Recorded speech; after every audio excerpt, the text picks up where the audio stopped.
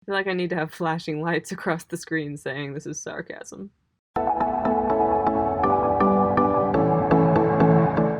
Hi everyone, welcome back to my channel. Today I am going to give you the 100% foolproof, easy to replicate formula for writing a best-selling YA novel. Just 10 easy steps and you are well on your way to writing a book that half the world will love and the other half will throw into a dumpster fire. Step number 1 is to read.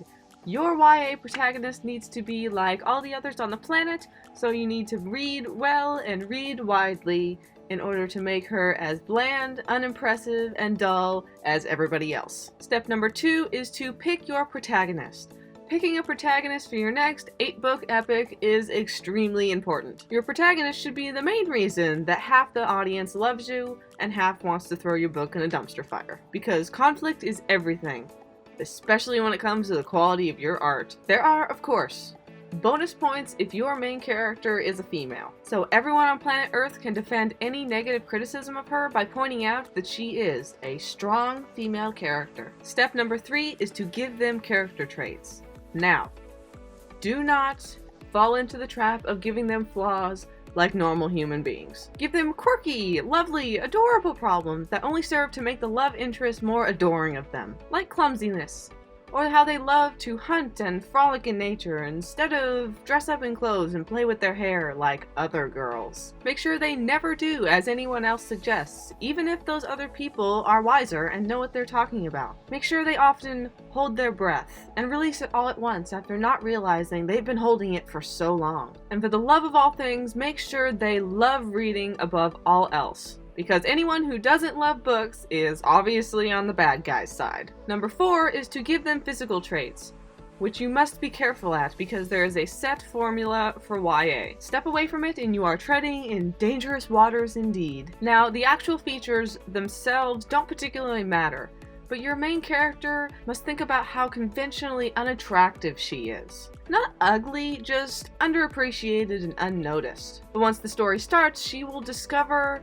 her unequivocal beauty and how all the hot guys want to do her and all the other hot women hate her. Because who cares about complex, realistic female characters, am I right? Bonus points if she looks in the mirror at any point to describe her obviously very attractive features that she just doesn't appreciate. Number 5 is to develop your main character's love interest. Make sure they are always in awe of your main character's quirkiness. They never truly knew love until they met your main character a whole 2 days ago.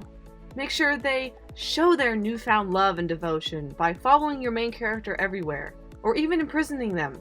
Because healthy relationships aren't romantic. Obsessive stalking is hot, don't you know? And if at any point your romance feels a little bit stale, there is a quick, simple, and easy fix. Throw in another hot dude, especially if he's just been her really good friend, like a brother to her up to this point, but secretly, he wants to do her too. And there you have yourself a love triangle.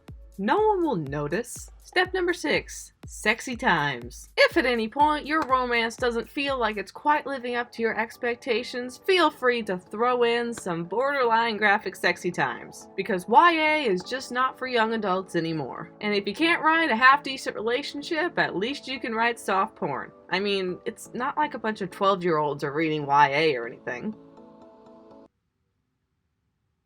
Number 7, come up with your supporting cast for your main character. Now, you don't need to bother making your supporting cast fleshed out and capable of fulfilling their own happiness in their own lives. As long as their entire existence revolves around the storyline, wants, and needs of your main character, you are good to go. No further work needed. Step number 8 is to develop your inciting incident. Make sure to start off with your MC making a decision that will decide the entirety of their lives at 16 years old. Either that or they're the chosen one / royalty / a very super special pretty fairy. Because actually being a nobody and making your own life in your own way through your own devotion and strength and action is just dumb. Step number 9 is to develop the overarching plot for your story.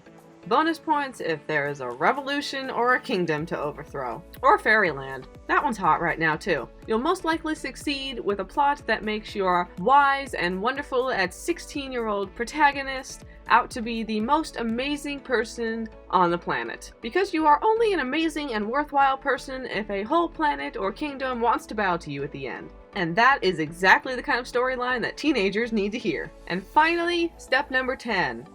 Write the next book. Don't bother to self-edit. Someone will do that for you. And if you're going to pump out this 16-book epic in the next 3 years, you better get going. No time to waste. So there you have it, 10 easy steps to becoming a YA best-selling author in the 21st century. Thank you guys all for watching, and if you didn't know that was sarcasm, so comment below if you enjoyed the video and, subscribe if you like. That would be kind of cool. And if you do, ding that little notification bell. I upload videos every Friday, and I will see you guys next week. Bye!